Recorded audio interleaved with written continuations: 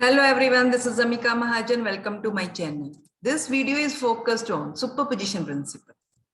First of all, let's understand statement of the superposition principle. If a number of charges are acting at a point, then net force on a charge due to this discrete distribution of charges is given by vector sum of individual forces unaffected by presence of other charges. इसका मतलब क्या है? मान लो मेरे पास Q1, Q2, Q3, Q4, Q5 and so on up to Qn charges है जो किसी पॉइंट पे एक्ट कर रहे हैं, तो ऐसी डिस्ट्रीब्यूशन को हम डिस्क्रीट डिस्ट्रीब्यूशन कहते हैं। अब इसकी वजह से एक पर्टिकुलर चार्ज पे अगर फोर्स निकालनी है तो हम उस चार्ज पे बाकी के चार्जेस की वजह से फोर्स इंडिविजुअली निकाल के उसका वेक्टर सम लेंगे।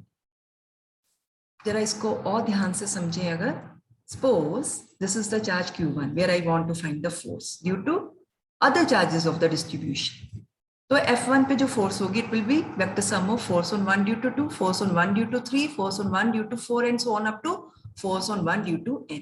तो हमने इंडिविजुअल फोर्सेस निकाल के उनका वेक्टर सम ले लिया। अब 2 और 3 भी तो आपस में इंटरेक्ट कर रही है ना, लेकिन उस इंटरेक्शन का 1 पे होने वाली इंटरेक्शन पे कोई इंपैक्ट नहीं है, इसलिए हम लिखते हैं unaffected bye presence of other charges.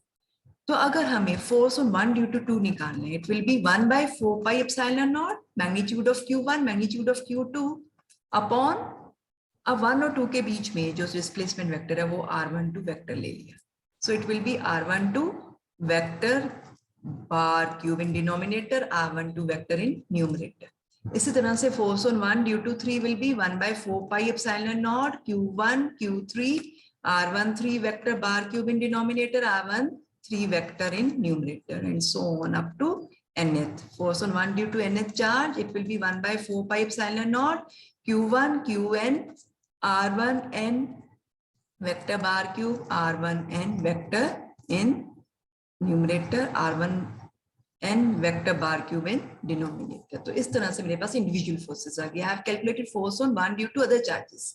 अब इन सबका वेक्टर सम लेने पे जो टोटल F बनेगा फोर्स ऑन 1 वो क्या बनेगा 1/4 पाई एप्सिलॉन नॉट, सब में कॉमन क्या आ रहा है Q1 और अंदर क्या बच रहा है Q2 r12 vector upon r12 bar cube. Similarly Q3 r13 vector bar cube in denominator, r13 vector in numerator and so on up to n।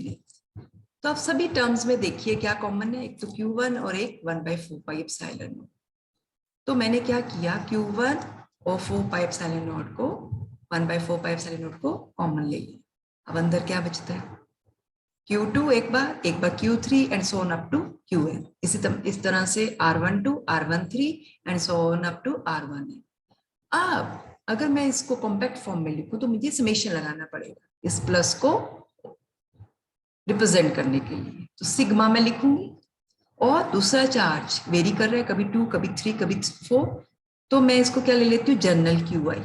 तो नीचे क्या आएगा r1i वेक्टर बार क्यूब और न्यूमरेटर में r1i वेक्टर। अब मुझे यहाँ limit देनी पड़ेगी क्योंकि दूसरा चार्ज कभी Q2 है कभी Q3 and so on up to Qn, तो मैं i varies from 2 to n करूंगी, 1 to n नहीं करूंगी। क्यों नहीं करूंगी? क्योंकि मैं किस चार्ज पे फोर्स निकाल रही हूँ, I am finding force on Q1। तो Q1 खुद को इंटरेक्ट नहीं करेगा, Q1 को Q2 इंटरेक्ट करेगा, Q3 इंटरेक्ट करेगा एंड सो ऑन। तो I कहाँ से शुरू करेंगे 2 to n। तो इस तरह से हमने फोर्स निकाली एक पर्टिकुलर चार्ज Q1 पे because of other charges of the distribution, और ये जो डिस्ट्रीब्यूशन है इसको डिस्क्रीट डिस्ट्रीब्यूशन बोलते हैं। इसी तरह से F2 वेक्टर भी निकाल सकते, वो क्या होगा F2 1 vector plus F2 3 vector plus F2 4 vector and so on up to F2n vector. जब मैं इनकी वैल्यूज पुट करूंगी कूलम लॉ लगा के तो ये बनेगा 1/4 पाई एप्सिलॉन नॉट F21 में Q2 Q1 bar r21 vector upon r21 vector bar cube. इस तरह से F23 निकाल लेंगे, F23 नहीं F24 निकाल लेंगे सो ऑन अप टू F2n, और सबको इस इक्वेशन में पुट कर देंगे to find total force on Q2। अब यहाँ पे भी क्या हो रहा है देखिए 1/4 पाई एप्सिलॉन नॉट और Q2 सब जगह कॉमन आ रहे हैं, तो 1/4 पाई एप्सिलॉन नॉट और Q2 तो मैंने कॉमन ले लिया। अब अंदर क्या बचा, एक बार Q1, दूसरी टर्म में Q3, तीसरी टर्म में Q4, इसी तरह से R वाले में भी एक बार आ रहा है R21, एक बार R23, एक बार R24 एंड सो ऑन। तो मैं दूसरा चार्ज जनरल QI ले लेती हूँ, तो क्या बनेगा Q2 QI मैग्नीट्यूड तो R2I vector upon R2I vector bar cube in denominator, ये डिनोमिनेटर की टर्म, साथ में क्या आ रहा है 1/4 पाई एप्सिलॉन। अब ये बहुत सारी टर्म्स है, सम में, तो इस सम को रिप्रेजेंट करूंगी समेशन से, क्योंकि एक ही टर्म में सब कुछ रिप्रेजेंट कर रही हूँ।